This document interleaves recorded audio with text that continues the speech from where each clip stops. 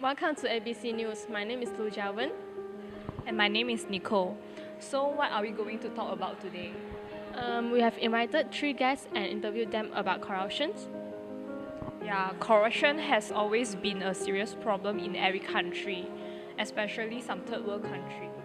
So we hope that in the end of the interview, you can know more about corruption. Thank you.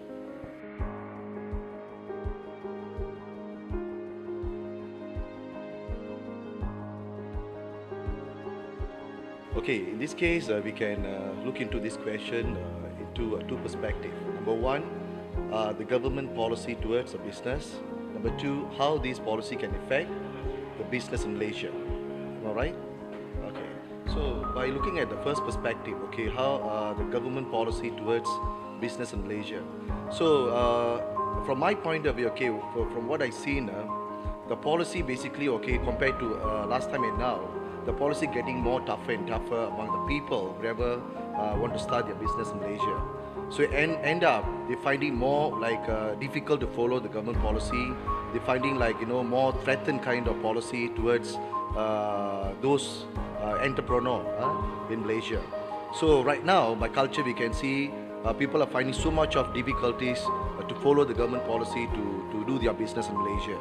So end up they makes the business to be more struggling, and then they finding like very difficult to follow the government policy in order to make the business to be more like success for them. So this is going to be the thing that I see. And then another thing, okay, so in terms of giving the permit for the entrepreneur or even for business people to start the business in Malaysia, there are various criteria the business people they have to go through and then they must meet in order to start their business. But last time, for anyone to start the business in Malaysia, the culture become more easier. But now the thing like more difficult because of more like difficult policy they brought in, such as GST going to be the main issue people are fighting right now. So because of this, the customer affected, the consumer basically really affected, the business people by generally affected and so forth. So end up the business culture among everyone in Malaysia getting more tougher and tougher.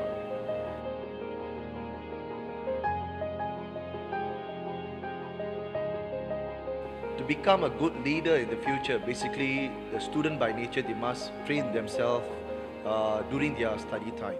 So whereby the student must involve themselves into various activities in the college, even in the university. End up they must expose how to be a good leader to lead their business, to lead anyone in the community level in Malaysia. So that will be the first step, the student they must do towards becoming a good leaders in the future.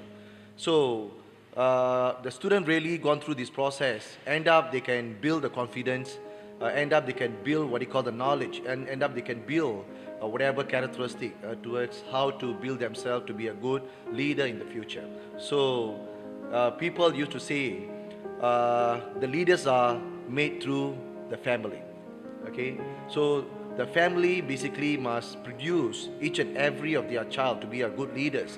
Okay, so this thing must be started from the family, then must carry on towards their future learning and then into their future career after some time. So from my point of view, okay, I want to say this is going to be the first part, the government, even the individual personnel they must do towards how they can produce themselves to be a good leaders in the future.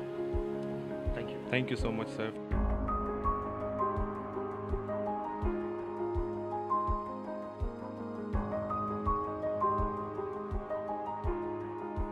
السؤال الأول قد إيش صار لك في ماليزيا؟ 5 سنوات. 5 years.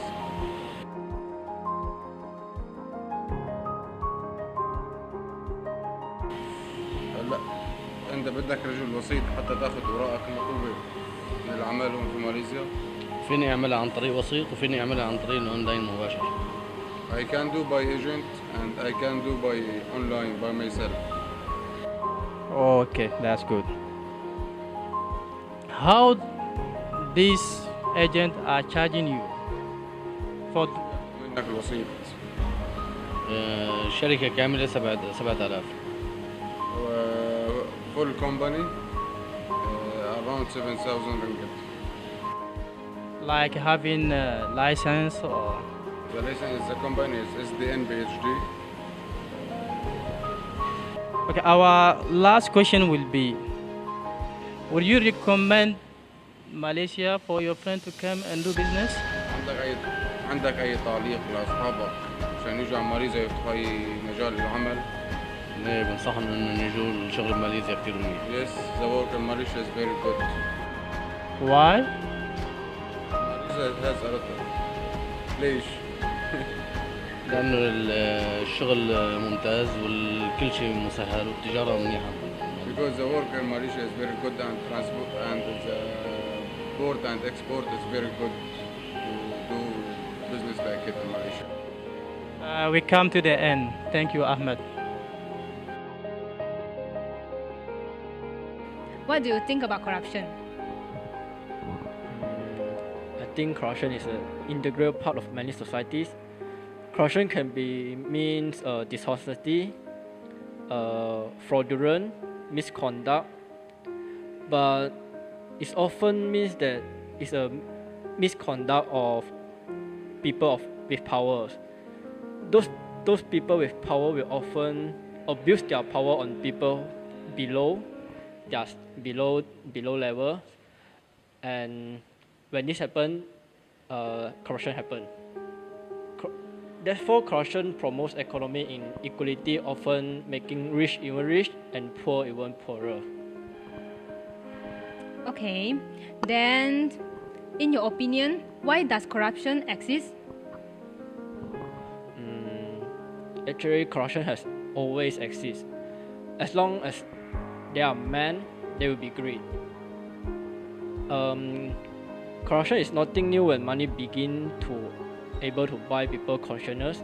Therefore, corruption begin when people think that money is everything. Okay, let's move on. According to your opinion, how can we prevent corruption? The most common ways is